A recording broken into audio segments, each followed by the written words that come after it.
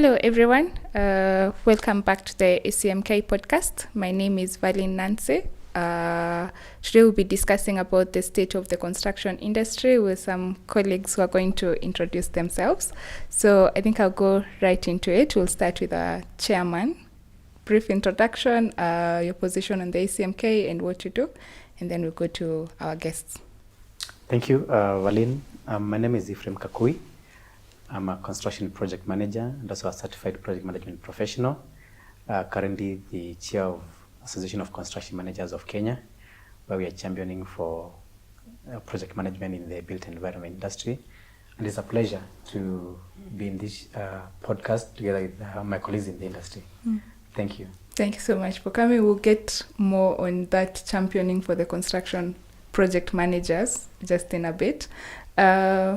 George? Thank you. Should I call you Nancy or Valin? Either works. Okay. Thank you for having me, and thank you, Chair, for, of course, this space. I believe it's an important platform. My name is George Ndege. I am the president of AAK, and AAK is really an umbrella body of built environment professionals. So we advocate for excellence in the built environment. Okay. Thank you so much for being here. IQSK? Thank you, Valin, for having me here, and Chair Kakui. My name is Mutinda, Mutuku. I am the president of the Institute of Surveyors of Kenya, and we promote AQS practice here in Kenya and in Africa. Okay. Thank you all so much for being here. We'll just get right into it. So when you're discussing on the state of the construction industry, maybe we can just start with, at the start of the year, what were our main expectations and what would you rate it as of now when you're going to the mid-year? How would you rate the progress in the performance of our construction industry? Chair, you can start for us. All right, thank you. I think at the beginning of every year, people have goals and objectives, and they also have the expectations of their professions. And for us in the built environment profession, also we there's expectations.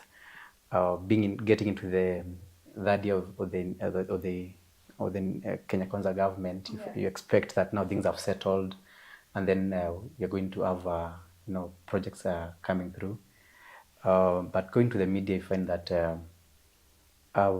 the expressions that we've had have not really been realized. The project that we expect to be rolling out, the developers kind of shy off. So there's really, I would say it's not as promising as it looks.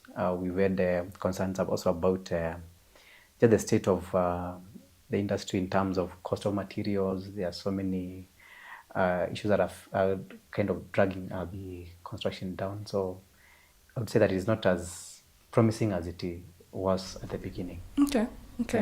Yeah. Of course, start of the year, we're a lot more optimistic. The industry will do more. There's obviously a lot more activity happening than in certain years before. But the truth is that I think even in the last statistics is that the construction industry growth has dropped by 0.7%. So a lot of the numbers tell a different story from what seems to be the activities around. Of course, the housing levy has come. Kenyans are paying. The translation of that into gainful activity for people in this sector is still slow. It's still slow. It's still not visible as much as you thought it would be with the money coming in from this levy. So that's where we are at. We hope as the government year comes to an end, they turn into a new year, things will begin to look up for us in this sector. Okay. All right. I think for us, we had, of course, coming off the end of last year, we had as usual our successful campaigns, and we were optimistic that at least in the new year we would be looking at a different approach, particularly in how our sector is being run. And this one has been a constant, that our sector is very informal, it's very irregular. And we had pushed a lot for professionalizing of the industry. We had pushed a lot for the issues of development control being regularized and streamlined. We had pushed a lot for a lot of input, especially on the issues of just improving the sector from housing, which is now the major discussion. But then, you start off the year, and then you receive the report from the Kenya National Bureau of Statistics that the construction sector actually is the only one which had dropped, of course, together with the economy, and there's a very close tie. So it did not come as a surprise, but at the same time, it was a sort of like a letdown, because really when the political campaigns now are awash with issues of affordable housing, on construction, discussions around that. But then when you look at the actual statistics, they show a very different figure. And there is, of course, the fact that we think that there should have been a boom in construction. We settled down, and as my colleagues have said, then we are expecting that things will be streamlined. But then somehow the statistics are not reading right. And I think it's also because some of the data that is to be collected is probably not being collected. Like the National Bureau of Statistics did not capture data from other counties in terms of development control, what is going on. And then, of course, worst about it, just to finalize my point on this opening remark, is that a county like Nairobi records a higher revenue from development control, but yet there's a drop in terms of the outputs in the sector. So which tells you that there is this focus on revenue collection as opposed to the growth of the sector. So the sector is being used as a cash cow, but then it's not being fed enough to be able to grow and make create jobs and opportunities for everyone. Yeah. Okay. I think it's a bit ironic that we would have the expectations versus the reality, because expectations are coming from what we would have expected and what had been sold to us, and that's not what we are getting in terms of output. But a couple of things have come up from your remarks. One is on the cost of material, right? So from maybe this one, we can start with the QS in terms of when you range from, I think last year and now this year there have been some new exercises, some new levies. How is that impacting most of your projects? How is that impacting the cost of our project? And do you think the government's intention, because you would think with the affordable housing going up, they would be really working to make the cost of materials lower, not higher? So where are we getting that disconnect? I think, and my view is the rising taxation, and in all areas, and in areas not directly related to construction materials, but they end up increasing the cost of materials. Taxes that are directly to materials themselves, like tiles and finishes and stuff like that. This conversation has been raging, not just on construction, but entire economy, where we start to talk about the lava curve. Why is it that? What is the optimal level of taxation to be able to spur growth? Yeah, do you tax until you stifle growth? And the president has quite a number of economic advisors. So for us, a lot of us Kenyans, we're waiting to see maybe there is a turning point. Yeah, maybe the point at which this is meant to start working. But when you look at that vis-a-vis, the levies, and it's been said about approval fees and all this, everything being driven towards a revenue in the way of levies and taxation. But when does it now become to start to support production, yeah, and start to support livelihoods and jobs and employment?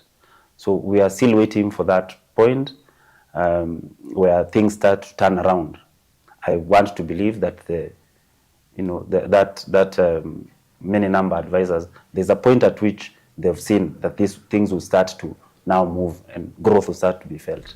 Okay. Yep. Okay. But we're not there yet, and we don't seem like We are don't seem close to have it yet, yes. Well, you've mentioned about the approval phase, which just takes us to the whole approval process on the construction. How have you found the experience to be from maybe Nairobi in Kiambu County, or if you've worked in any other county? Because we've gotten even from our members a couple of frustration remarks on the whole process, not even just on the fees, but also on the process of approval itself.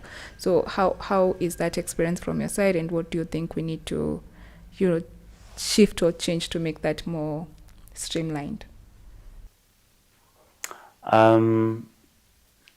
A lot of these processes had been sort of digitized, so that you remove the human interaction and the human element. And you mentioned Kiambu and Nairobi, which are the bigger places in terms of development and in terms of rates of approvals and what they approve and the growth in terms of the activity in this sector. But there is that, the fees, and there is also what are we approving? Yeah, and that's another conversation where you've seen a lot of incidences where people now we've moved from doing funny things and we are approving all manner of things. Forget about services around, provision of services against the houses, because the house is not just a room, a space like this. It's the services, it's a bundle of services around it and amenities. You can't just keep putting houses without consideration or due regard for the services around it. It's the roads, it is the sewer, it's the water, it's power, it's all these things. There's also the safety around it and best practice way of doing things. Yeah, we've seen a trend, and it's taken root where even in terms of excavation, we've seen much deeper excavations than we used to do before. And these excavations, not just deeper, but from beacon to beacon. So you come, I'm your neighbor, I excavate and expose your entire foundation, I threaten the integrity of your building, the lives of people. So it's what is being said, that we are driving approval fees as an end in itself. Yeah? And sort of, muddying the entire construction industry and doing all manner of funny things that impact negatively on our society. So it's a whole, the issues around the industry, and I'm sure you asked a specific question, I have sort of digressed a bit, but the issues are many and they're intertwined. Yeah? We can't focus on raising approval fees and increasing revenue at the expense of the entire industry. Yeah. Okay. If we should chime in on your experience on that, because then the question arises. So when it comes to approval, there's the approval process, there's the approval phase, but there's also what you've raised, which is what are you approving? So whose responsibility is it to, just review some of these things? Because even us as consultants, isn't it our duty to also advise some of these developers, like, before we even take this to the county, we've not considered this. So where is our role in all that? Because right now we do not have the county to just hear their side of things, but as professionals, what is our role in that? How do we guide and just instruct on the best practices on that? We are direct this to the architect. Well, I think the major challenge we've got is obviously issues of graft, and somehow people have found ways to create roadblocks for purposes of living. I'm going to put it in quotes. It's a form of a tax. Just the same way, if you're driving on the road nowadays, you are almost certain, if you are stopped by a cop, it's going to be something about what you will give them, and then you get away with whatever it is. And as Kive says, the question is, if we were to do a proper audit of what is being approved right now, you'll be shocked. Why is that? It's because, one, most counties don't have sufficient capacity, intentionally, I think. They are not employing architects, they're not employing engineers, they're not employing quantity surveyors, construction project managers, landscape architects. These are just names for them. They are just normal jobs, government jobs. And most of those people there, some of them are just people who have been there for a long time, so they've risen in ranks. And I can even tell you, some of them don't know what to look out for. So if a client or a developer comes with a drawing that is not appropriate, they will approve it because they will be facilitated. So the issues of facilitations are major. The issues of delays are major. Yes. And I can even argue that one of the reasons why the statistics showing that our industry has gone down is, I think, that has not been captured to the extent that you'll find that if today I go for an approval, I pay, because the first thing they do is they make sure you pay. Yes. They haven't even checked. They're very quick to give invoice. You pay, then they stay they hold it for another 1 year. So what that happens, that process of 1 year, who's going to pay for that loss? The developer is ready with the money. Cost of financing, this guy has borrowed money. He's being asked to start paying, back the loan. You are going to be held for 1 year. Now, you asked, what is the role of consultants? What is the role of us as professionals? We do the submissions. Of course, our job is to get the brief from the client, do the design, do cost engineering, do issues to do with site conditions, what it wants, do the market survey and say, okay, you can develop this and that. And then we are required to take to the approval. The authorities have the sole, powers to approve the project, whether it is a perfect project or not. The authorities have that last word on that. But now, what happens when that authority doesn't have the capacity in terms of, the manpower, in terms of the know-how, to decide that Tilisi, for example, is a scheme that is necessary, that is going to spur economic growth in this country, and is being designed well, everything, the provisions are there. Everyone reduces the whole process of approval into those levies and those facilitations, and then it becomes a human, man-made obstacle. So there's a lot of slow grind there because someone is stopping it, and this is not just one person. It's like everyone there. So every desk you go, because you'll go to public health, there's someone to whatever, you'll go to the city engineer, there will be the city planner. All these guys, each one of them is trying to see how can they get something out of this particular project. And at the end of the day, what happens is that it doesn't matter whether you pay, it doesn't matter whether you have the money to do the right thing. If you are not sufficient, and we are having a candid discussion here, if you are not bold enough to go there and be flexible to do the wrong thing, your project will be delayed. And then at the end of the day, the consultant is made to look bad.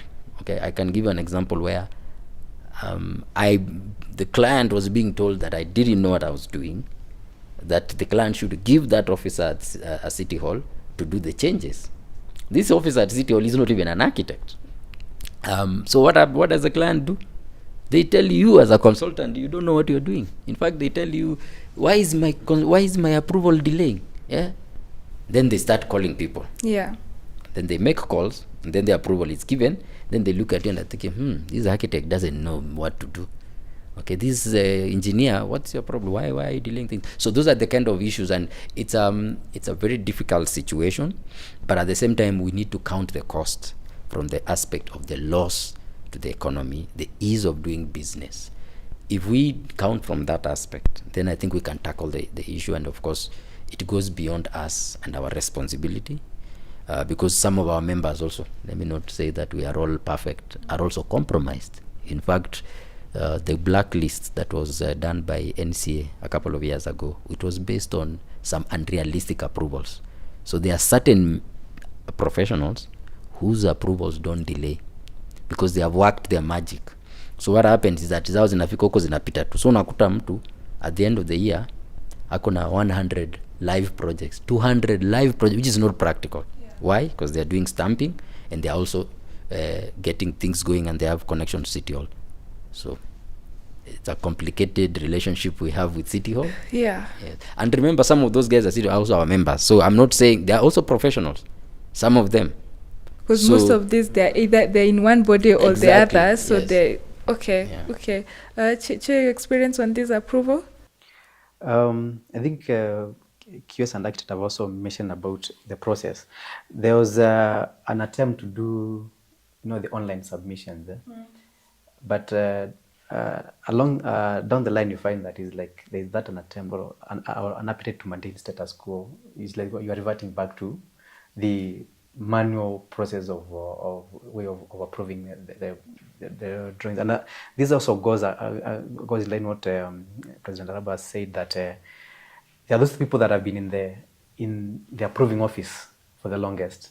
Some may not be even have that necessary qualification to do the approvals. But you see, when something is automated you're going to the submissions are done online, there's an aspect of efficiency that is trying to be created. But now, when you create efficiency in a system, because systems brings efficiency, then now you are cutting out. It's like you're taking away some kind of bread for some other people, and that is what has been the challenge, even with the issue of doing the online submissions. You go and then you find that they are maybe also the people that are doing the approvals, even the reviewing online, they have also don't have that capacity to do so. So, and that affects the entire project. You see, for construction managers, project managers, what we do is when you're doing a project, there is the aspect of cost, time value for money. So when the process is delayed, when you're doing a feasibility study, you want to check the viability of a project. It doesn't just go to the issue of construction, issue of the construction alone. The approvals, and these approvals we are talking about, okay, is not just at the county also. They also are the other levels. We've just had an issue with the review of the submission fees for NEMA. That also brings down the issue of the cost, increasing the cost of the projects. And so every time the President Mutuku has said about when you try to bring in taxes and or levies that increase the cost, now it brings the issue of the frustration. So the delay is not only at the county level, but also at the other processes, and it is like a cycle that keeps on recurring, and that ends up frustrating the developers and the clients. And so you find that clients are also shying away from doing the developments. Okay. So the whole approval then, it seems to be, is still a major concern for everyone.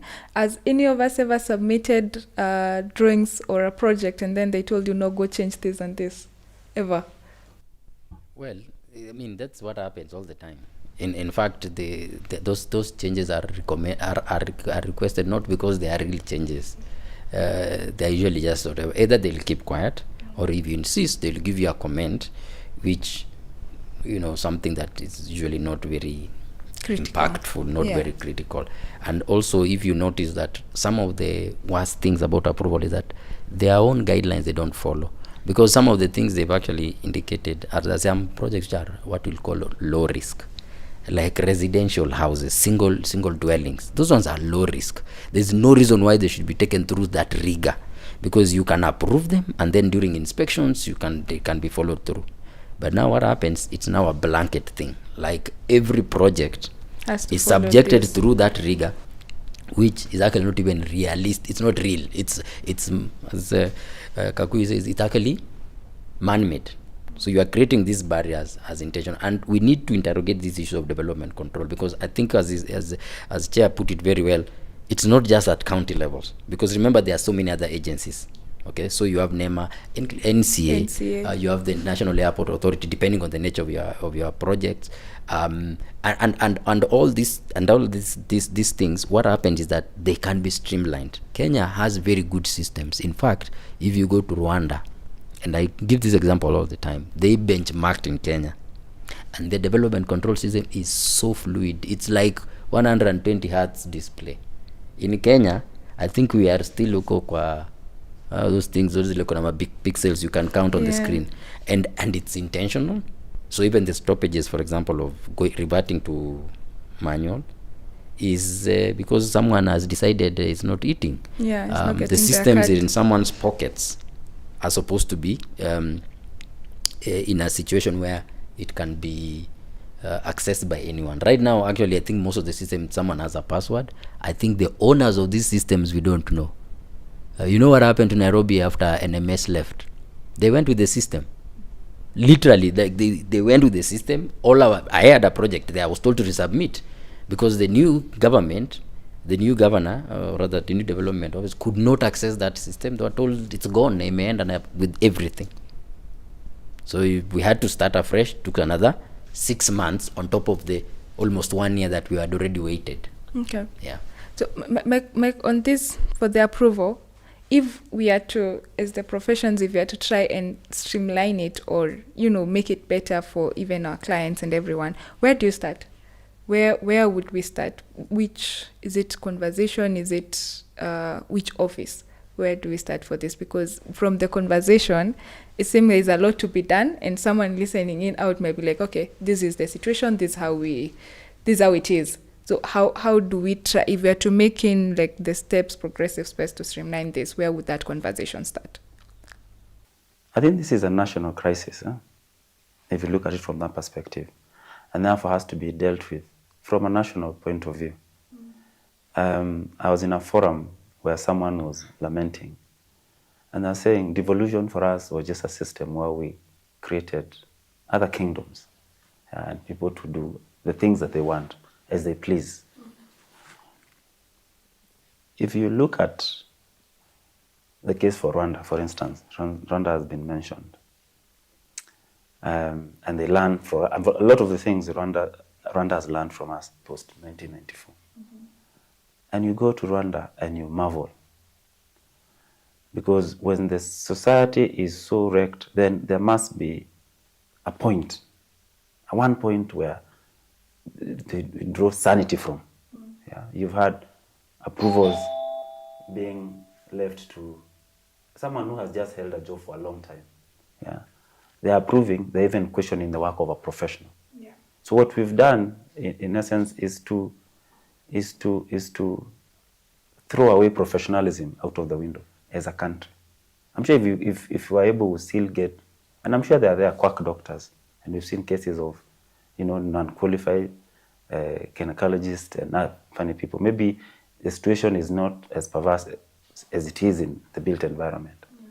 But Rwanda, going back to Rwanda, I remember years back, I went for a CPD seminar in Safari Park. And there was a gentleman invited from Rwanda to come and tell us about the physical planning of Kigali. And the opening remark was, in 1990-something, I think 96, we came and borrowed from Nairobi. So we are beginning to relearn from ourselves. Yeah, you've seen the tours to Singapore, the tours to wherever, just to spend money. So you asked the question, where does this start from? When it's a crisis as it starts from one point, and it's a national problem. It is a national catastrophe. You've seen foundations collapsing, buildings collapsing, killing people. I build, I endanger your property, I kill people, but I'm just walking on the streets. I'll go and start another development somewhere. Yeah. I remember years back, we were bidding for a project along Langata Road. And this developer asked, we must do a traffic study. And we had a traffic engineer to show how this project, because it's a mixed-use development, with houses and what have you, commercial center, how it will impact on the traffic on Langata Road. What happened to such people? What happened to such developers? You find someone goes and gets approval for 20 floors on say Mutangari, just comes and drops a building with no due regard to anything else. So I'm saying it's a crisis because it is, and it has to start from somewhere, and it can't start from 47 places.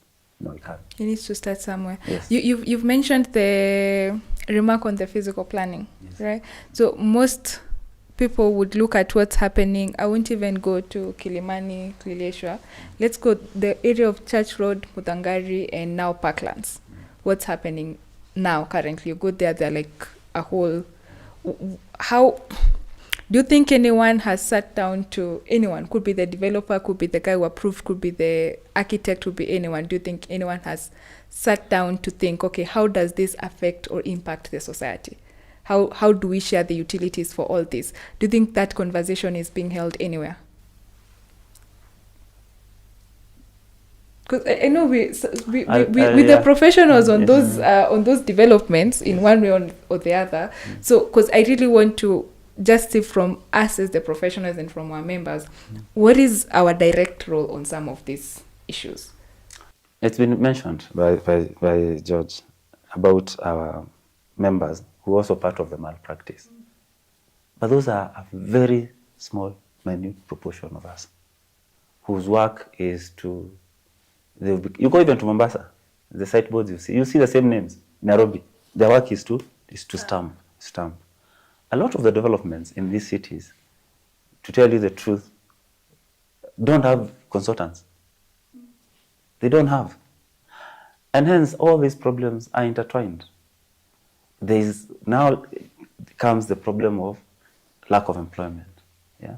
Like ourselves, we are inundated with applications of young Kenyans who have done very well, who scored A's and A minuses in KCSE, went to university and did a technical degree, quantity surveying, some probably project management, construction project management, architects, and I'm sure AAK can attest to the same, who are looking for work. There's no work.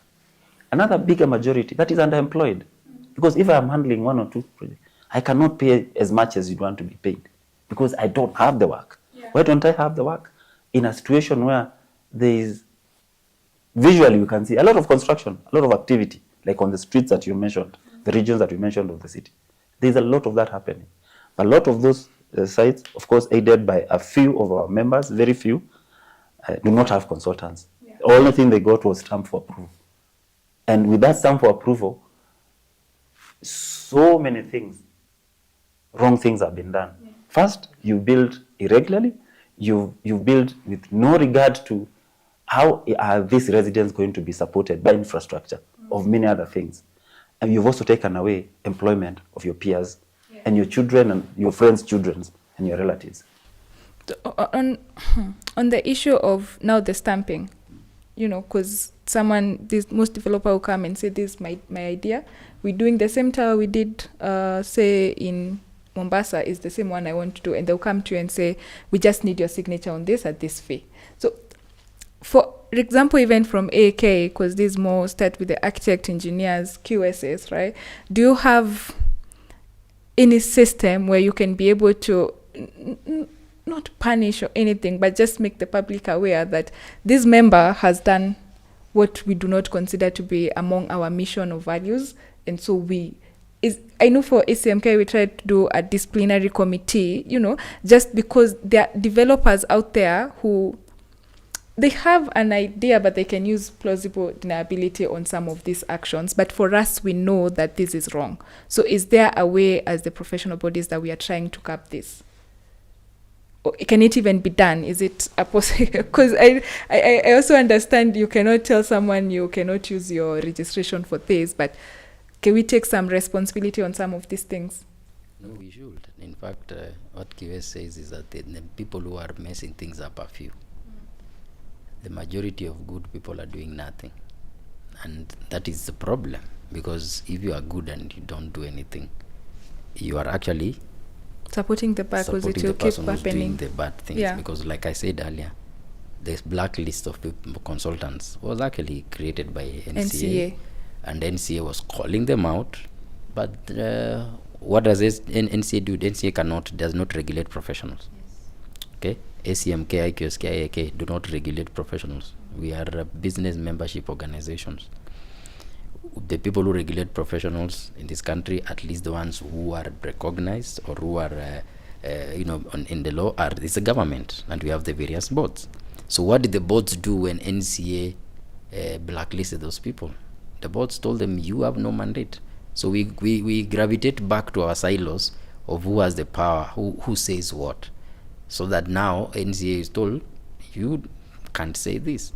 And the board refused to own those lists. Because if the boards, and in this case I'm talking about the Board of Registration of Architects and Quantity Surveyors and the Engineering Board of Kenya. The idea was that they should have immediately taken that and then run with it. Yeah. Now for us, and I'm glad you're bringing up the issues of a disciplinary committee. I think we can do something also.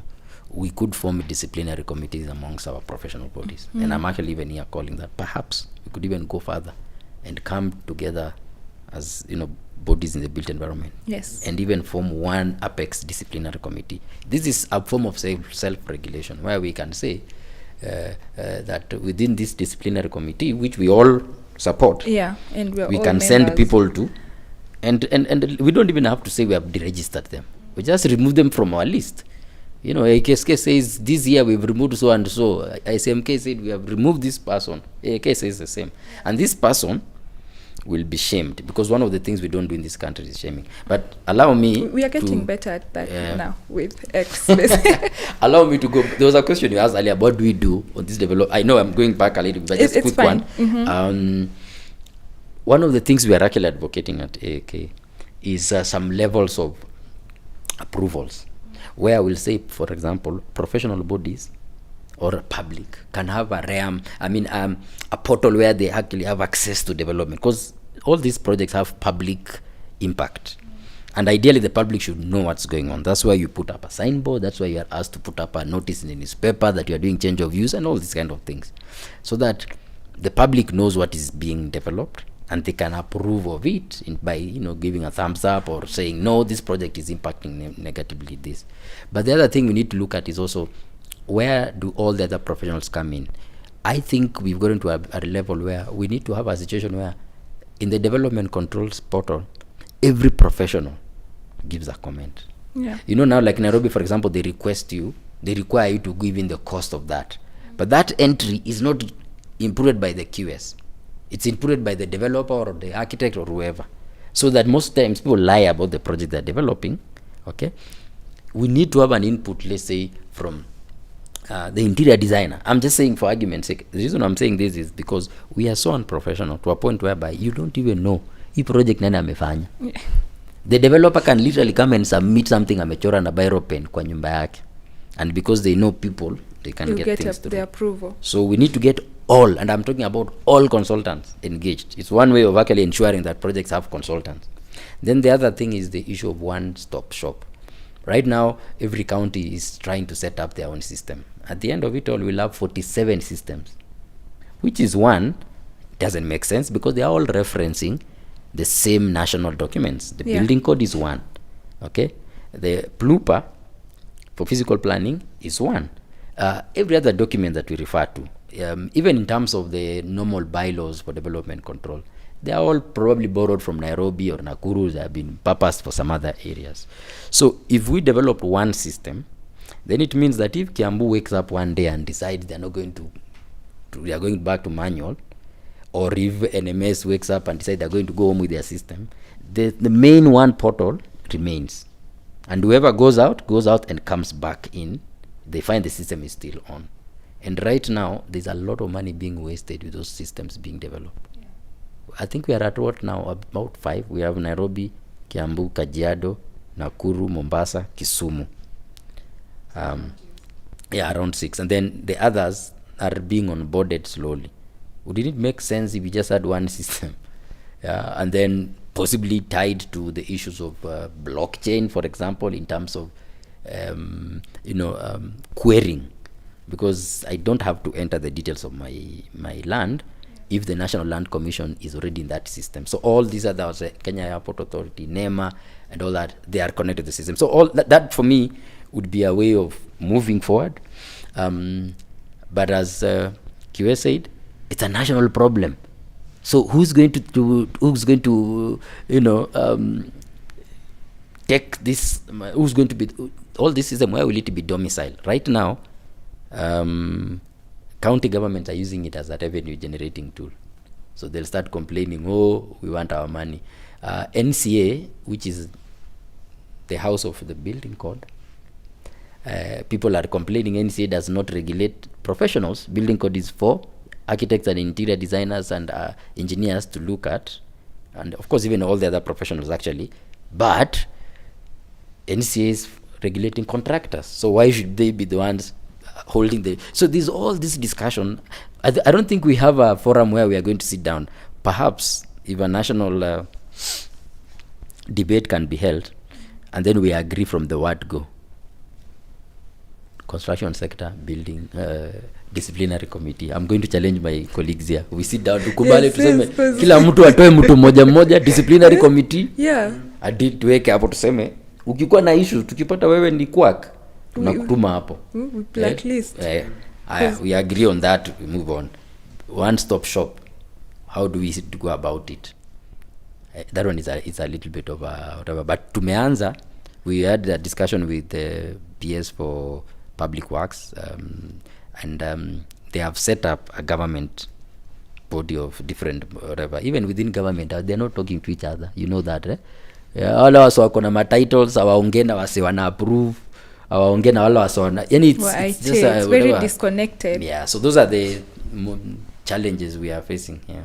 Okay, you've mentioned the building code, right, as the reference document for most of these things. But the last time we had the discussion on the building code, there was the issue of inclusion, right, of the professionals in the industry.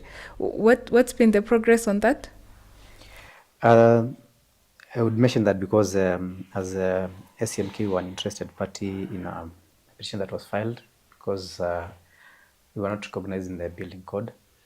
We have had several engagements with the CS and the parties that are concerned, NCA,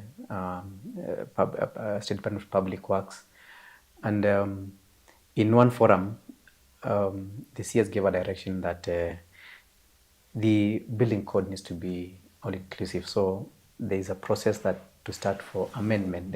Amendment doesn't need to wait for years to be done. So she gave a direction that the process of amending to include the professional bodies that were or professionals that were left out needs to be to start.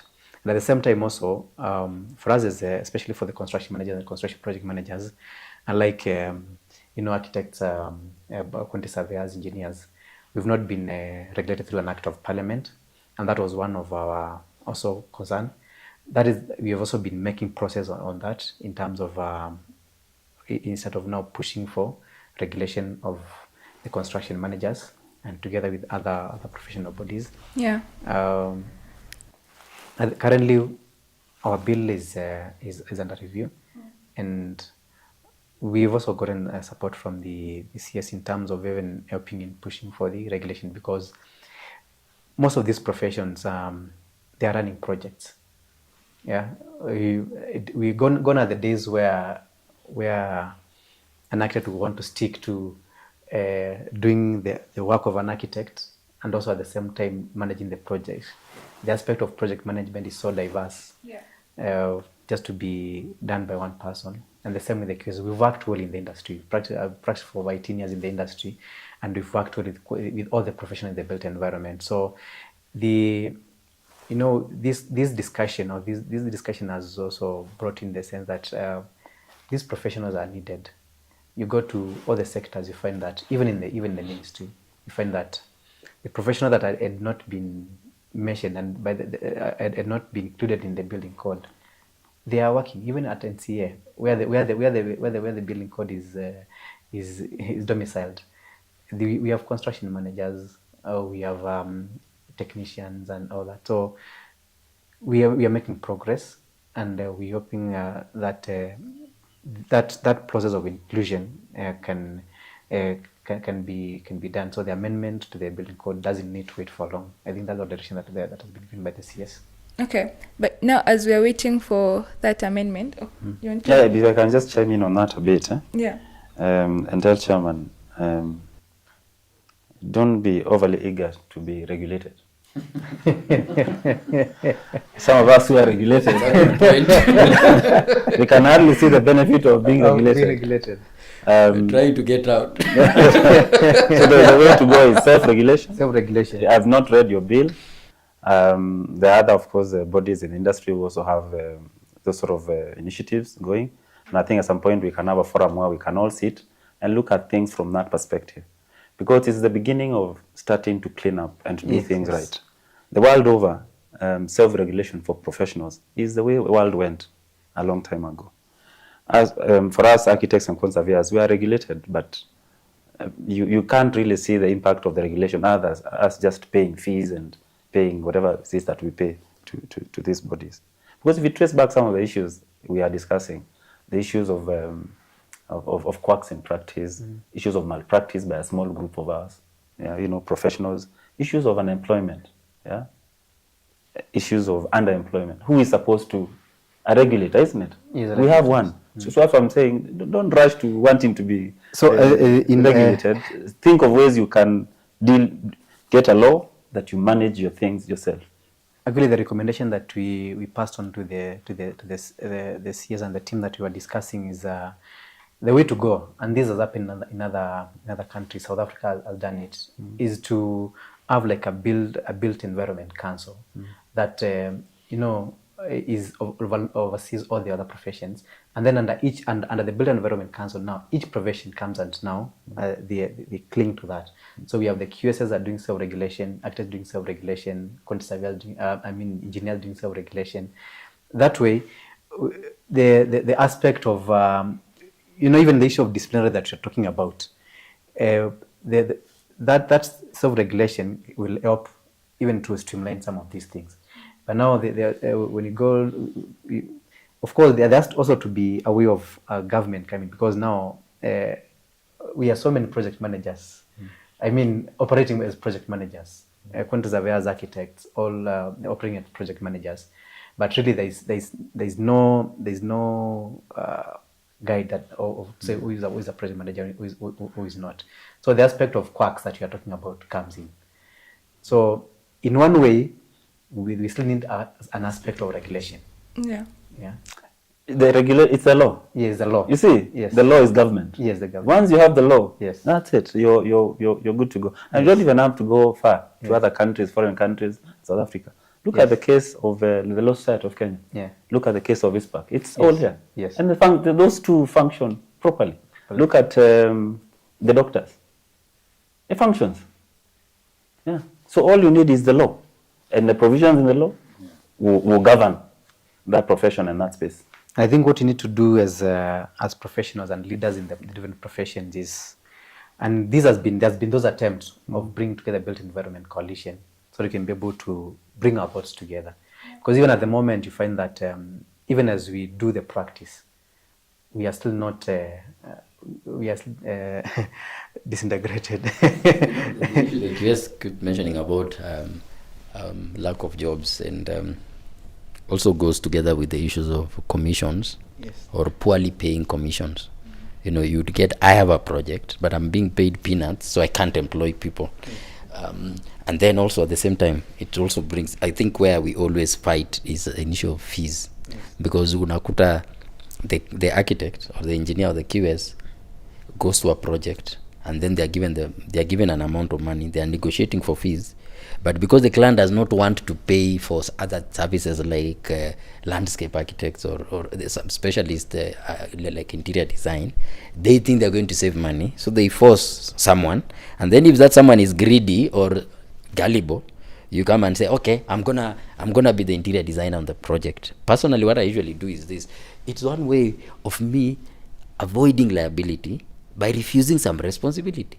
Because it doesn't matter even if I say I'm going nikikubali hiyo pesa hivi, and the moment I say hata nikifanya mistake ya kupatiana ka detail ka interior, utamba see even you can do this, but you will not do it at an extra fee. So one of the things we can do is actually find a way in which we can agree on how we are going to engage on projects. Because what QS is pointing out, and I agree with him, issues of regulation. Okay, I think this is my opinion. The unrecognized or unregulated bodies should actually be looking for recognition, not regulation from government. I think self-regulation is something that ACMK, for example, is already doing. The only thing is that how far are you going with it? In terms of, as what the question should ask, can you discipline your members? Can you call out, wrong projects? Can you actually sit down and come up with scale of fees? IAK the other day did a scale of fees, and there was a little bit of a qualm. Actually, they went to Parliament, and I think there was an issue. I don't know whether it was passed and everything, but some of the fees that they are proposing, I think there was a challenge. QSs had an issue where they were saying some of the fees have been allocated on the services of a quantity surveyor. Some of the fees actually, in some cases, an engineer will end up being paid more than all the other consultants. The question is, have we harmonized our fees? No, we haven't. We go to a project and we just say, I'm going to ask for this amount of money, and then on top of that, people are still undercutting, even within our own profession. So if indeed we need to if we can be able to get to a level where we can self-regulate, and we start off with the issues of discipline, start with the issues of scale of fees, and we all agree, because lawyers. I'm using lawyers, and I'm sure there are other professions, even doctors, for example. There's a sort of an agreement on what consultancy is. Of course, there are still people who charge some money, but CC, it's as if we are negotiating at the expense of our profession members, our colleagues, not at the cost to try to give service to the project. So, if indeed we are to be effective in the sector, I give you the example of a project. Ephraim, I don't know whether you can be able to do a project end to end by yourself, like literally design it, do whatever, build it. You can't. I can't. And you can work with me even if we don't agree. We don't like you, but if you call me on a project and the client is paying, we will be friends until the project is finished. So is it possible we can actually look at this industry as if it's our project, and we are all engaging at different levels, and then we get to a point whereby we agree on how we are going to engage? Of course, we'll still have fights here and there, kidogo, but at least bare minimum. If I come and I find that an architect is asking for 3%, Mutinda, on a project, and that is what you're supposed to ask, so automatically this guy is actually telling you that pia wewe uitishe ukuje upate. I've had situations where someone has negotiated, a CPM has negotiated for 1% for all consultants.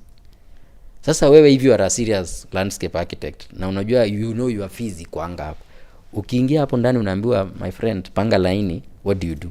So now that you start fighting. So what happens? We get paid, and the person who collects the money on behalf of the others, if there is, they atakula hiyo pesa yote, and then now we start having those squabbles. So we still have, even amongst ourselves, before we go to government, to regulators, I think we need to get to a level whereby we are in agreement, and we are not going to government as one voice and say, this is how we want you to regulate us.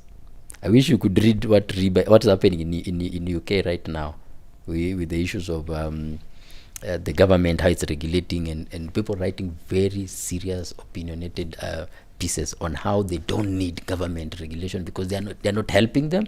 They're actually complicating the situation. I'm not discouraging you. Please continue. No, we and the same way we also encourage landscape architects, interior designers, and environment planners are also. No, planners are okay. They have a body. It's just that they also have their own problems because there's also an issue of gatekeeping, particularly from the older people who want the titles. So it's a whole whatever. I think that's a whole topic which but you need everyone on board. Yeah, that's why we needed to also have IAK here, because there's something you've said even before we push this with the government. Us as the professions in the body, we need to be on the same page. So good thing we have the QS and architect here on that capacity, not on the capacity of the AK president. Or do you feel like you all are still fighting the project manager's position or role in some of these projects? Because it's not a wonder where the architects is the one who is advising the client and saying, look, one of the way you save, you don't need this guy. We can do this. The other one is the engineer saying, for all our engineering projects, we are the PMs, I don't and think we I are. know any architect who actually ever advises the client like that. And perhaps it could be an advice by insinuation, in the sense that you are negotiating for fees, and then the client doesn't seem to be keen on getting other people. But I can tell you, most, and I don't know, I can even speak for QSs, because as architects, one of the provisions of CAP 525 is that my job as an architect, once I get the commission, the first thing I need to introduce the QS, the project, because I am not going to be able to do costings and estimation of the project. That's one way of making sure the project is delivered. The other thing is introducing the other consultant of the project. Why are we introducing the other consultant of the project? It's not that the moment I reduce it to be about fees, because that's what some people are doing, then it becomes a problem. But if I tell the client, you need an engineer to design your structure, you need a construction project manager to help with the complexities of supplies, complexities of programming, complexities of delivering the project. The things becomes a problem when at the point at which unakuta client does not understand why he needs professional advice. And to them, they look at savings. So now watu wako na njaa, unaambiwa mimi niko na shilingi 1,100, but I want all these things done. So the gullible people, what do? Unaambia client, mimi naweza fanya hiyo yote. But in my opinion, I don't think majority of people, that's their take-off point. Okay. But do you think they're actively, just like the way you've gotten the project? Because most clients will first go to the architect right now in our industry. Well, very few will go to the construction manager. It's getting there, but most people start with the architect. So do you think that just the same way you'd actively say the next person we need to bring on board is the structural engineer, is the QS, you will include do you think we are getting there for you to also say now you also need the project manager in this? I think it starts from the kind of education we get. Mm-hmm. Some of these things, the people who will not do it, okay, is a quack. Right now, I can show you an ad which was circulating in our socials of a guy who's calling themselves an architectural designer. And then pale chini wamelist vitu wanafanya, including environmental impact assessment, they are doing NEMA approvals, they are calling those services NCA submissions. If you go through a proper training and you know the responsibility of as a construction manager, you know the responsibility of how they tie into a project, you automatically will do that. You will do the right thing. But if you have this training, you have insufficient training or insufficient knowledge, most of the time you will not even know you are doing the wrong thing. Because cost estimation is an art. It's a science. It is not just adding figures that submit in eBay na eBay, but there's someone who thinks that all I have to do is just calculate the amount of things I need on site. And then you forget things like preliminaries. You forget things like how do you do evaluation, for example. If you're not a QS, you can't be able to do those things in a proper way. So for me, I think we need to get to the level of education. And at the same time, we have a problem of us working in silos. I'll go back to that thing. If we keep close and networking and get to understand how a CM thinks, okay, and the value of a CM, and most people who have actually worked in a project where they've involved other professionals that they've never involved before, they have a very different perspective. Yeah, true. The level of complexity of every project, even a small project, can give you such a headache to a point whereby you will even forget the money you got. Utakula pesa ndio until the things start biting each other. Then now you will start realizing that, if I had a CPM on this project, I could have offloaded all of these things to them, all the liability to the engineer, for example. So, okay, maybe I'm a little bit too whatever, but I think that's how we should approach it. Yeah. Yeah, I think just to pick up from where George left off, that's how you should approach it. I have had many clients who come to me, I want to do this, and they first, no, you start with the architect, and then the engineer, and then we'll do the costing. And yes, to answer your question, yes, the conversation is headed there, because, and then some of the things we've spoken about in these public forums, and this is more of also educating the developer, and some of them are learning the hard way, because when you have your 400 million, 300 billion project comes down or it's brought down, or you have liabilities of several lives of people lost, is it equivalent to the little money that you're trying to save through consultancy?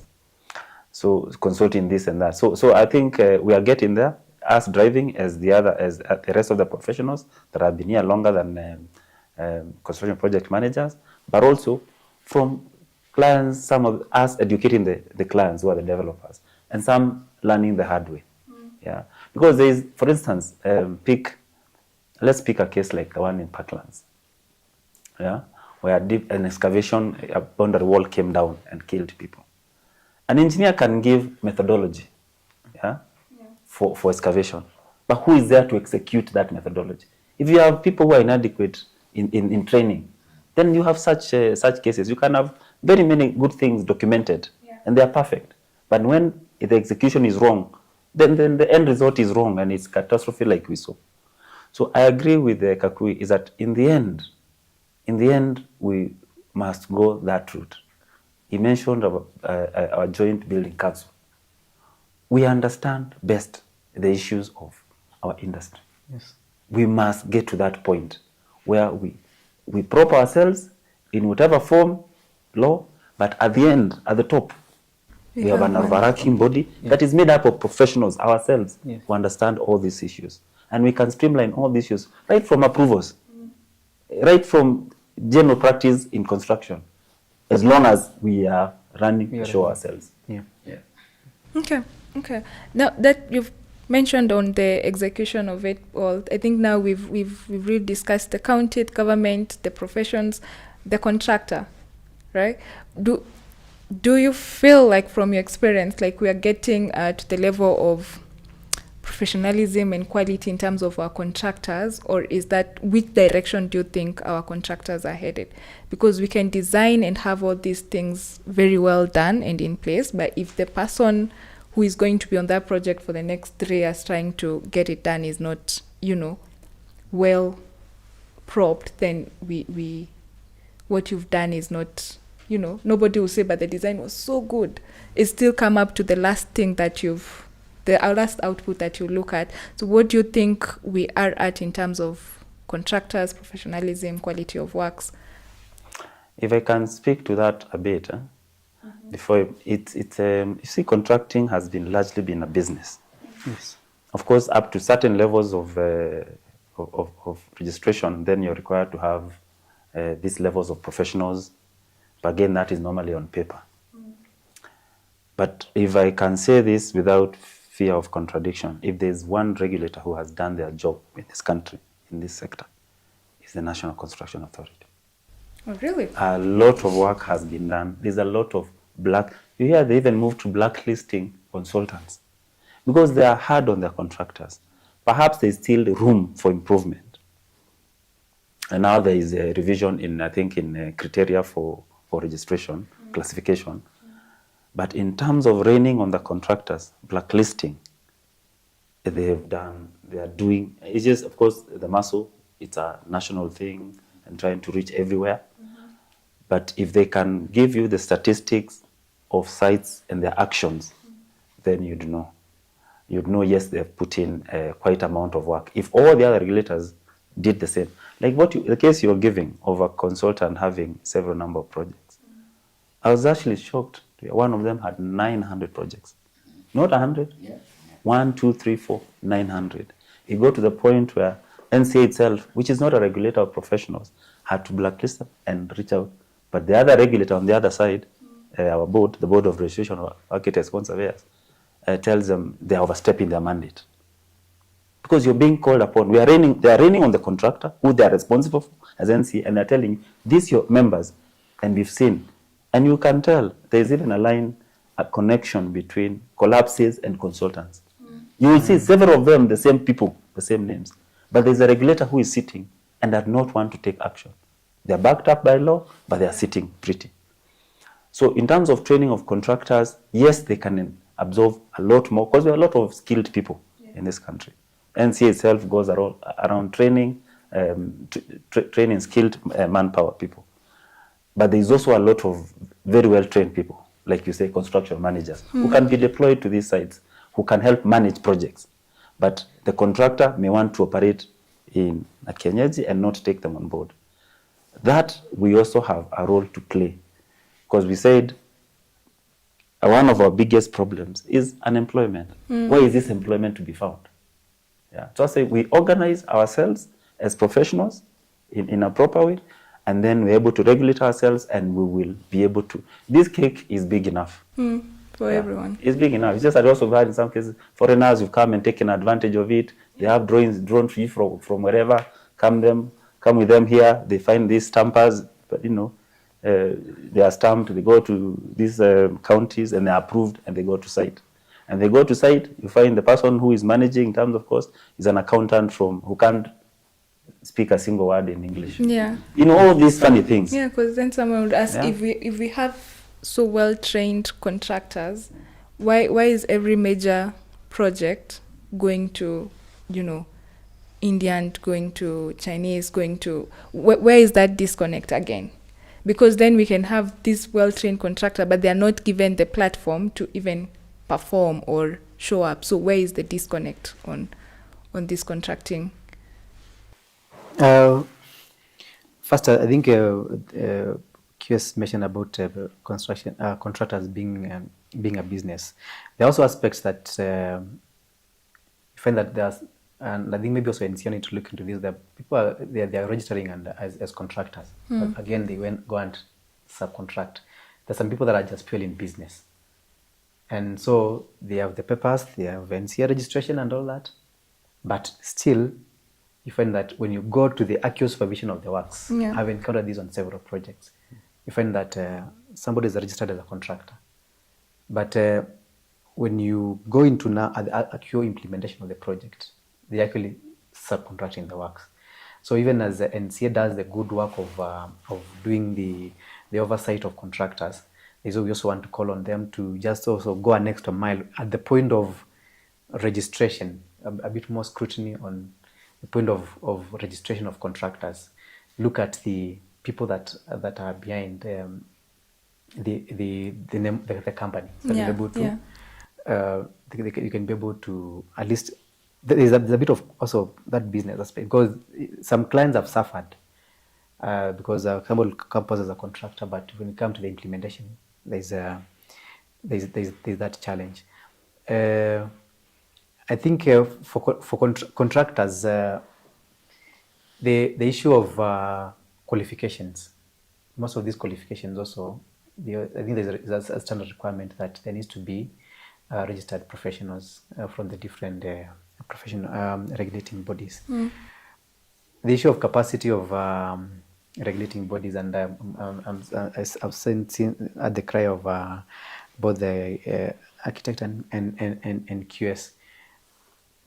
That brings the issue of self-regulation, which is something that we need to go together and be able to push for that, because if the people that we are looking at to do the regulation also, they are also not giving us that capacity. We also had an issue with Borax at some point, because they also started registering landscape architects, construction managers, interior designers, but we had to write to them so that we can be able to withdraw our members. Actually, they'd actually given our members into that, and we were able to cross that gap.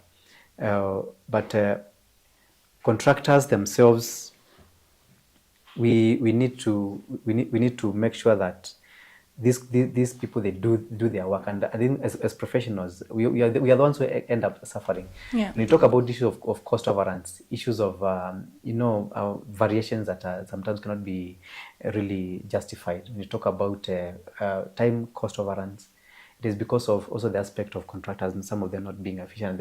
We'll go in the aspect of the business. I think for contractors, what I would say is, one, you mentioned about these international contractors and our local contractors not having capacity. I think also there's a lot of these projects are now tied to financiers, who's bringing in the money. And what is happening, a lot of these international funds are coming with their teams, their supplies. It's like now given that if Britain is paying for the Nairobi Central Station to be built, the architect will be British. They will be forced to do a lot of supplies from UK. Same thing with China, of course, to a point whereby now it's become normal, but it's not. But the aspects that about learning and continuous training, I think I agree with QS. NCA is one of those guys that are very they can show something they've worked on, and perhaps it could be because their boards are mostly people from our sector. They actually come and so I think it's important that we also consider the fact that perhaps we need to shift from construction being business like biashara ya kawaida, but that will involve professionals getting into construction.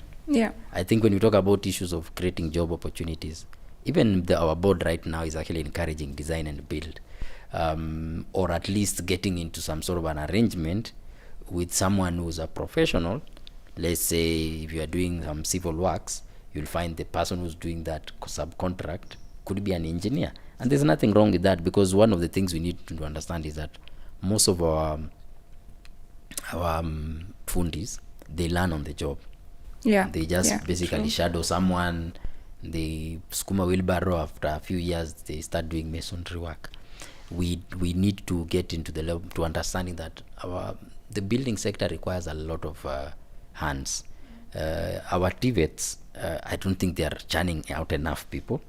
We need to encourage a lot of technologists and technicians. We also need to encourage a lot of craftsmanship. Make it professional. When we're talking about professionalizing, it's not about architects, engineers, construction project. We are talking about even someone who's laying brick, has a certificate from somewhere, alisoma. Right now, most of them don't have that. And now, where do they come? Eventually, they graduate to become contractors. Yes. And then all they need to do is register. So we need to look end to end. That we believe that, as has been said here, it doesn't matter how good your design is, it doesn't matter how good your programming is. If you, the person who's executing it is a lay person, you will end up with a bad construction. And at the end of the day, you as a consultant, you're the one left with the responsibility of carrying that ugly baby through its life cycle. Nobody cares who built it. In fact, I don't remember any contractor who's ever asked to tell people about their projects. But you as a CPM, you unaongea watu ini mjengo yangu. But if it came out badly, it's there's something that I also wanted to say about because you asked about the issue of contractors and why you find that maybe some other contractors from maybe outside the country, they get priority. There's something that I've observed that also even for ourselves as Kenyans that are contractors. In one way or the other, we are our own enemies. In this sense, you're given some work, and take for example a lot of the road constructions that are going. Not forget about even the housing, the road constructions that are being undertaken. These constructions, they are given to our brothers, but you look at the level of the quality of work that is delivered. It's a problem, and they have been paid the full amount.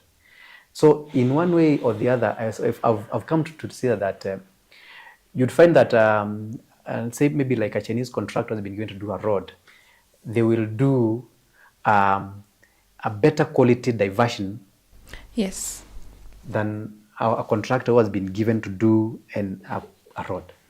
And that is something that has been, so we need to get to a point, and I don't know how we can get to that point of trying to also educate our people. Because when you do a poor road, does it give you joy when you drive on that road and find that your spot was the next day? So it's a conversation that is a big conversation that we also need to see how can be able. I don't know how we can be able to do as professional bodies to try, and because also some of these people, even those contractors, are also our members. They are registered members. Because for you to be registered as a contractor, one requirement, and correct me if I was wrong, is that you need to have a registered professional as a contractor. So there could be an architect, there could be, or as a in part there's an engineer, there could be a QS who is doing that.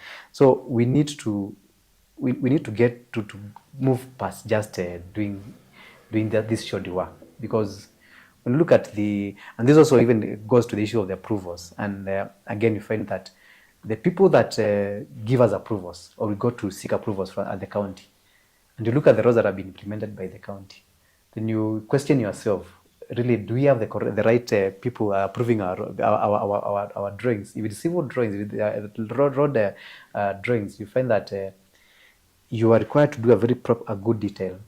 You get comments, but when it comes to the actual implementation by the same county, for instance, the roads that we are getting, the quality of workmanship that we are getting is so pathetic.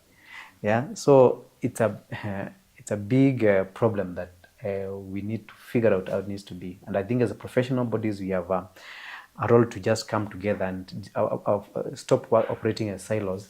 And that's why I'm happy that to have both President Mutuku and also President George, at least we just have a conversation. That was the idea of us having a conversation as professionals, and see how we can be able to forge forward in a manner that can be able to help the building. Because I don't for the 18 years I've practiced as a construction manager, I don't plan to go and maybe start being a doctor. My livelihood now is anchored in construction. And I believe that there's something you mentioned about this thing of poor quality things. We have a threshold of what the society expects. And I feel like we are so used to bad things, bad design, very low standards, to a point whereby we don't question them. And I think we need, as professionals, we can actually empower the public to know. For example, the campaign we have for AAK called Mulika Mjengo, the idea is really to empower the public. We have a healthy homes guidelines and checklist. We actually want to make people, when you're going to look for a house, don't look at the paint, don't look at the lights. Look at things like cross ventilation. Look at daylight. In fact, switch off the lights. You know, if you go to a house, agent anawasha mataa kwanza. Ukiingia tu hivi, unaangalia nyumba rangi na mataa. Switch off the lights. Is there daylight in that space? Is there fresh air coming through? So that we start having a bare minimum standard. And I think as Kenyans, we need to empower the public to refuse. Because we cannot accept bad quality. I can assure you, kuna places ukienda, some countries, utajenga hizo nyumba mbaya, utaishi mwenyewe ndani. And I'm happy to see projects like akina Tilisi, akina Tatu City, and I'm hoping at some point we will start getting that kind of workmanship, this kind of workmanship in what you'd call mass housing. And I was hoping affordable housing is a kind of thing that will, the government had a very good opportunity, as actually, okay, it still has, atujaisha, it's not over yet. The government has a golden opportunity to change the standards of quality. Some of these projects, as you're saying, ni zinafanywa na government. Unakuta mtu amechora laini ya barabara inaenda hivi. You know why that is? Amepatia relative yake kazi. The person who's doing it. We need to get to a level where tunasema, no, this is rubbish. And we say we can't pay. Yeah? And also we call our leadership, political leadership to account. Kama saizi ma MCA ndio wana decide ma projects inafanywa na nini. And they also pick their people to do the work who are not qualified. So we'll do it as professional, but we also need to empower the public to make even louder noise to refuse mediocre work. Okay, I feel like we've opened so many conversations that needs to be had. But before we close this, I would just like to hear, in terms of real estate, and not going on the specifics of seller, buyer, and all that, but do you think we are headed to a situation where we are able to provide our Kenyans with proper housing? And you can look at that even from the private developers and also what the government is doing with the affordable housing. Do you think we are headed to a direction where we have proper housing, proper facilities? Are we making progress? Are we catching up with our growth, or is there a disconnect on that also? Yeah, pausing and thinking is very much allowed. But yeah, I'm going to, because the construction is, yes, there is the infrastructure bit of it, and that's mostly on the government and engineers who are not represented here. But for us, I think it's more on the housing, providing the affordable and quality housing to our people. So do we think we are progressing on that? You know, not just on the affordability, but also on the sustainability of it. Are we having the right conversations? Are we having the right projects? Or are we doing it the right way? Because you may say like we are providing the housing, yes, in Parklands and wherever, but the affordability is not there, the sustainability is not there, and also the impact on the society is not there. So do you feel like there's just a small percentage of us that are trying to do it the right way, and are we headed in the right direction, or do we need to make a change on that? I think if I start off, and I want to leave the issue of audit of where we are in terms of real estate to my colleagues, is where you've started and removed the roads and infrastructure away from housing. But I want to link those two. If our road infrastructure or our transportation infrastructure was so good, I don't know how far is Kisumu from here now. How far is Kisumu in kilometers? 200 something. 200. Perhaps one of the biggest, farthest corners in terms of urbanized areas in Mombasa, maybe 500. I have seen in some countries where you find an individual lives 300-400 kilometers from where they work. But they are at work every morning at 8. And they are at home in the evening at 8. So the two are very intertwined. Is that housing doesn't just have to be in urban areas. Yeah, it is linked to movement, proper transportation, then you can live. I mean, we are not really a very big country. Yeah. No, we are not. You can live anywhere and work anywhere. So the two are linked. But the question is what we are doing, within the urbanized areas and other places. Maybe my colleague can weigh in on the audit, but the two are linked in terms of infrastructure, transportation, and housing. And do you think we are making the steps? Do you think and if we are we making enough steps towards ensuring that everybody? I think what we are doing is trying to produce houses at close proximity to where people work, live,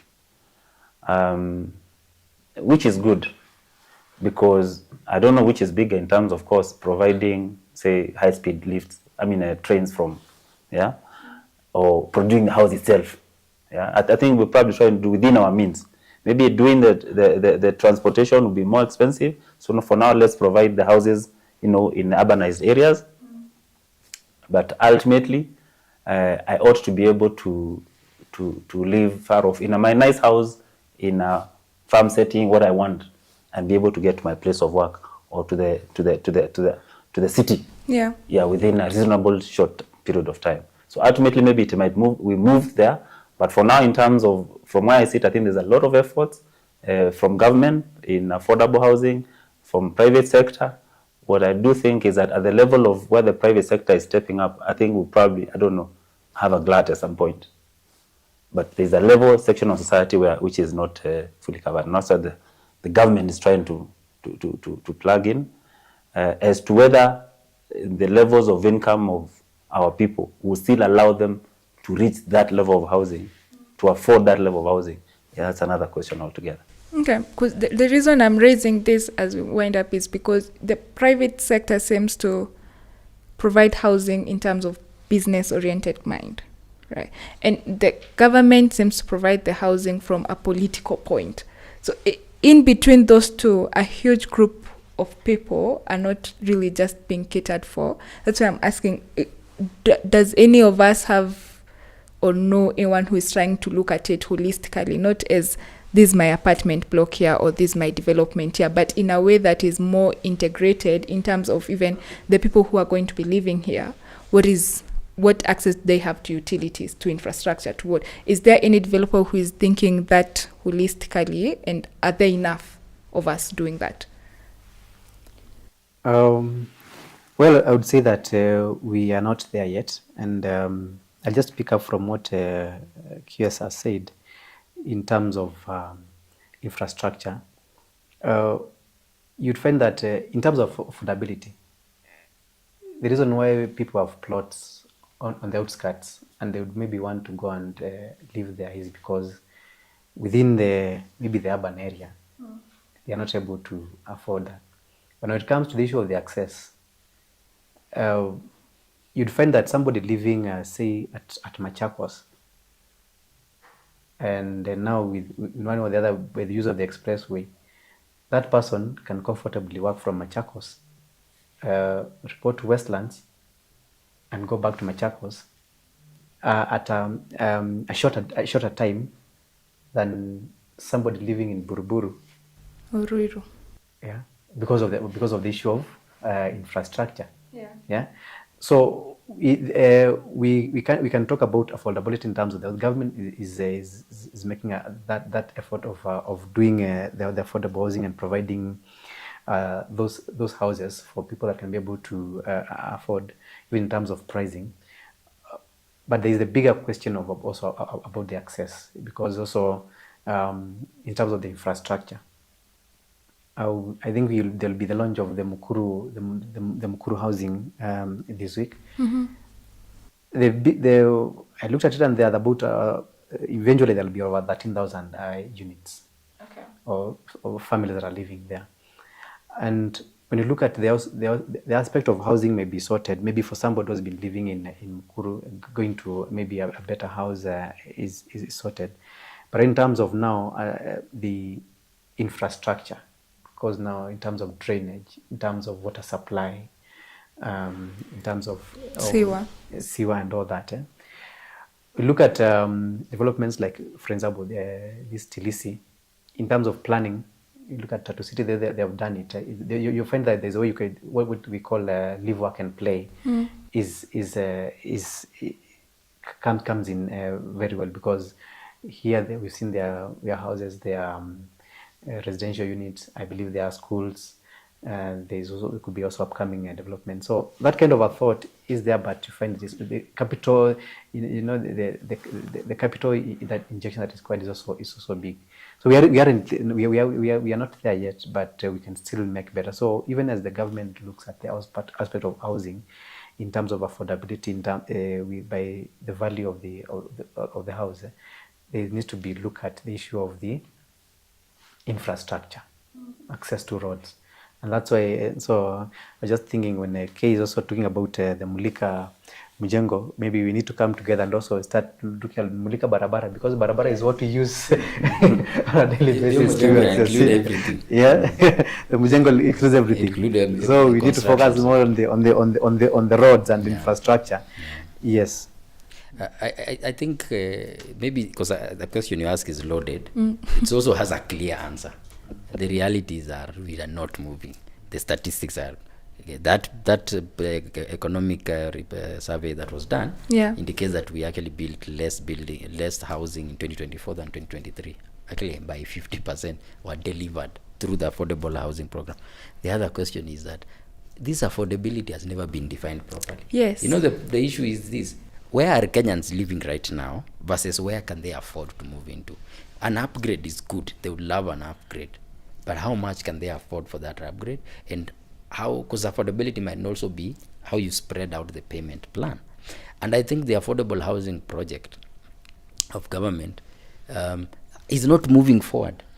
In fact, it has shown that the government maybe needs to do more about enabling even the private sector to join in and encourage people who have land, because the current affordable housing, the majority is being done by private sector. I know, sounds whatever, but the reality is this: those tenements which are being built, those shacks which are being built somewhere, they're being done by private sector, and that's what people are affording. Yeah. Okay. So the question is, should the government then start looking at how do we encourage this private sector to stop building shacks by building the infrastructure we are saying? Because when you talk about live, work, and play, if you go to Kibera, it is there. Live, work, and play. There's only one problem. It is indignity. Because the kids play outside there. Yeah. The mama who's selling mandazi anatoka kwa nyumba yake anauza mandazi hapo mbele. Na anatengeneza domo, but some of them make a lot of money there. Okay? And then they go back to the house here. So if we were to develop neighborhoods like Tilisi, but for low income, whatever, it's very possible. And you'll actually need a much smaller parcel of land, because all you just need is provide some space for kids to play, provide some daycare space, some green space, a little bit. Do some nice drainage so that the sewer doesn't run on the surface, it goes under. Provide water and whatever for them. It will actually be possible for the government to do all those things, and then let the landlords or even the owners there build their homes themselves with subsidized cost of materials, and even some other subsidies that the government can do, if indeed our intention is to do mass housing. Right now, as you say rightfully, it's a political thing on one side, and on the other side is business. So now wala watu wanaumia ni the people who cannot afford. In fact, a lot of people wanasikianga tu hizo story. Ni kama tu cinema. So, and then eventually when they are delivered, the future delivered, the allocation process and all that, okay, it is being said that it's watertight and all that. If we are talking about, we started off with how many? Walisema 1 million. When this program was announced in 2015, walisema 1 million units per year. Waka reduced to 500 during the previous regime. Then the current regime came in with 250,000 units a year. Then they reduced it to 200. What is the statistics right now? I think in 2024 they delivered about 1,000 something. Okay? The majority of them which are started, but those in different phases of completion. So even here Mukuru, I think it's like kitambo. I don't even know whether it's 100% complete. No, it's partially under. So the ideal situation is this. I mean, the answer to your question is that we are not moving fast enough, and even what we are delivering right now, and we had a very good explanation that project, for example, is it going to be livable? 13,000 people. Kenya has an average of four persons in a household. Yeah. What is that multiplied by? That's about what, 40, almost 50,000 people, and those are the people who are living there, and then include the visitors. So we're talking about up to 60,000, What is the average town? A town, that's a big town in Kenya, really big town. So we need to get to a point whereby we start thinking holistically. Housing in itself is an infrastructure. It has all the connected aspects. 90% of our urban areas is actually houses. Yeah? And these people need, actually you can say houses. Now if you add affiliated amenities like schools, public spaces, churches, it's a completely, housing, you sort urban issues.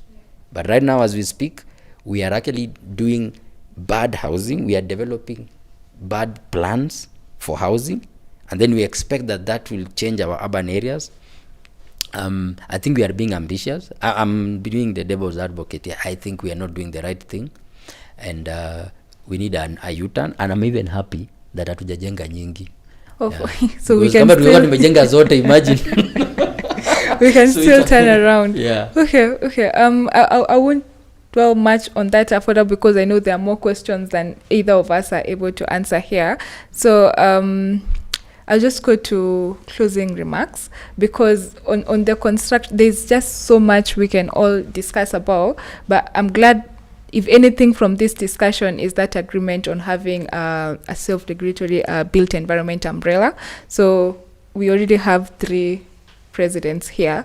So once I release you, that's the first order of business to discuss. not to dictate anything, but okay. Maybe George, we can start from you. Your closing remarks on the topics, on what we think. Is there also any hope? Because I think the whole conversation, there's been a lot of challenges that has been brought up, but we still have any hope? What do we think we can tell even our members, your members from AAK, construction manager, quantity surveyors? What can we, tell them on this? Well, I don't want to sound like I'm a cynic.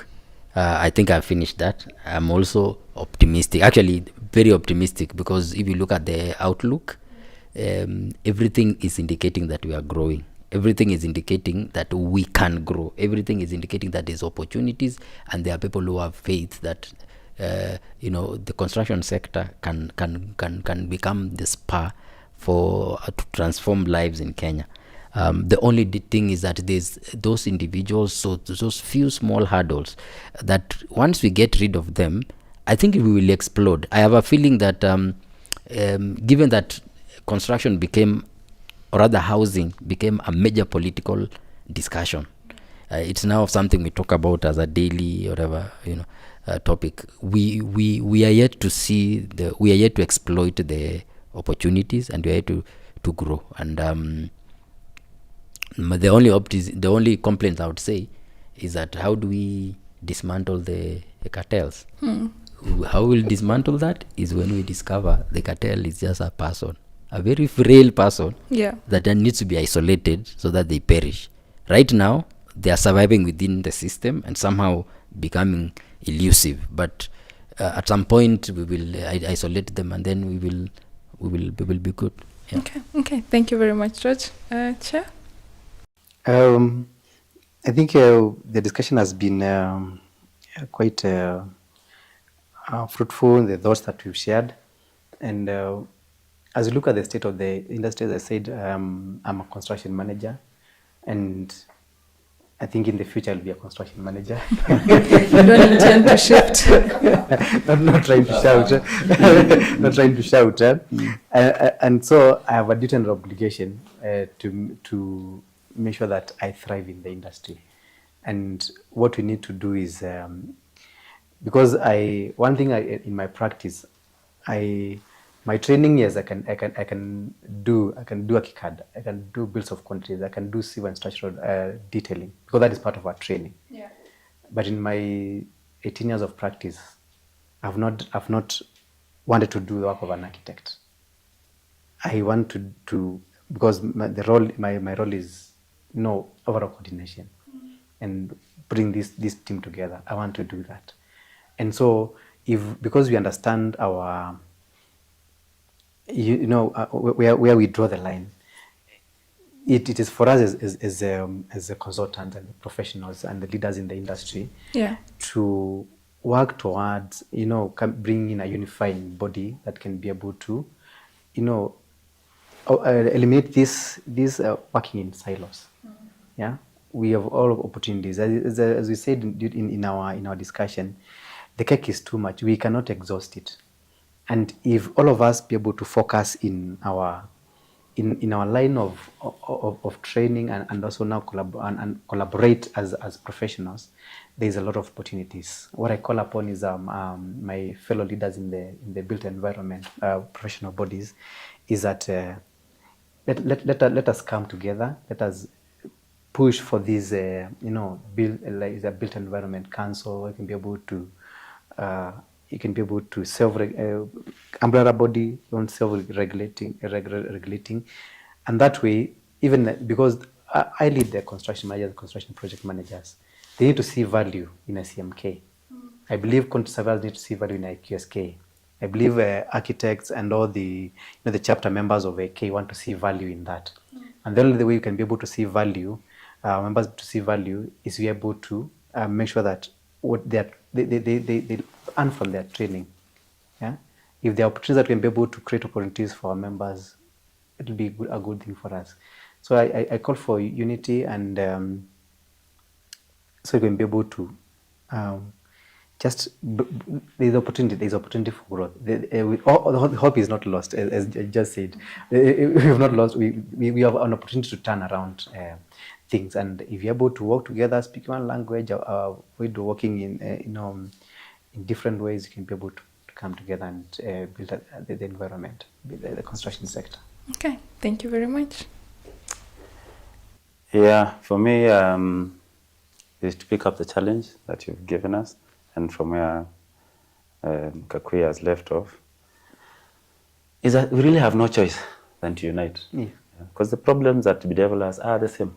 This industry is the same, the industry is ours, the things you've said, all the things you've said, the problems are issues that are ours that we can only deal with when we are united. It's actually a case of either we unite and thrive, or we perish separately, somewhere in our corners. So this is something you have to do, and I'm glad we live here with a very clear sort of action point, set out, that even beginning from, because I would love to see the project managers bill, and the other bills which we can sit together and look through them, and say, and to be honest, from where I sit, I appreciate and admire the effort that the project managers have made. Some of us have been here longer as professions, but we've not had to fight for our space the way you fought for your space. So I congratulate you, and I hope we can all emulate you, because you fought for that space. You've engaged and engaged and engaged. Us who came along much earlier, we could have done better, but there's always time. There's always the right time for something. So I think this is the time when we need to unite. We need to each sit down so that we create value for our members. It pains me when I see, graduates, well-qualified people who walk around without employment. It really does pain me. In a country where we can. For instance, if you look at, just to go back to affordable housing, I'm told there are even contractors, and it's a project I wish there was, and I say this, tongue-in-cheek, there's more transparency around it, more openness. I say this tongue-in-cheek because our institutions at some point were involved to try and get professionals in. But I think that's as far as we went. Then I understand there are contractors who are handling 5 billion, 7 billion, 10 billion. Do you understand the magnitude of what involved in a 5 billion, 10 billion project? That's probably a contractor. The best they ever did was a 1 billion project or 500 million project. It is so huge that for us to sit here and say there is no employment for professionals in this sector, in a country where that is happening right now, it is just shameful. That we are in this secrecy covering a contractor of that caliber would hold a project of 10 billion. The sheer magnitude of that project is, I can tell you, it is a flop from the start. It is a failure, ab initio, what lawyers say ab initio, from the beginning. Because if all you've done is a project of 250 million, 500 million, maybe a billion at most, and now you're faced with a project of 10 billion. Do you think you need magic to deliver it? Yes, you need hands, you need people, you need all these professionals around to employ, because that money is a lot for you to be able to deliver this successfully. So yes, we have to unite, and we have no choice but to unite and be able to deal with these issues as we go forward. So I look forward to a forum where we can sit and deliberate around that, probably soon enough, and then see what's the best way forward. Okay, good. Thank you very much for coming. The whole idea for having you all here, IAK president just got a last-minute summon, that's why he couldn't be here. But the whole point was, first of all, to even identify it is us and this construction industry. It's not we are not fighting against each other. So I'm glad that has come out very well, that we are all on the same page. We are all saying the same thing. We just need to now listen to each other and just see how best we collaborate to, make the industry our project and see how best to move forward. So I believe we'll be having more discussions. We'll be having more collaboration on this, because I want us to start from inside out. We just start even with our members, with our own professionalism, with our own services, with our own arrangement. We start from there, so that even as we are going to the county to say this process or these regulations, at least we are unified. We are bringing the same thing. It's not like, oh, you're coming to complain about the approvals, but your members at the AAK just endorsed this other thing. Like we start from inside, and then now we see how to handle whatever is happening on the outside.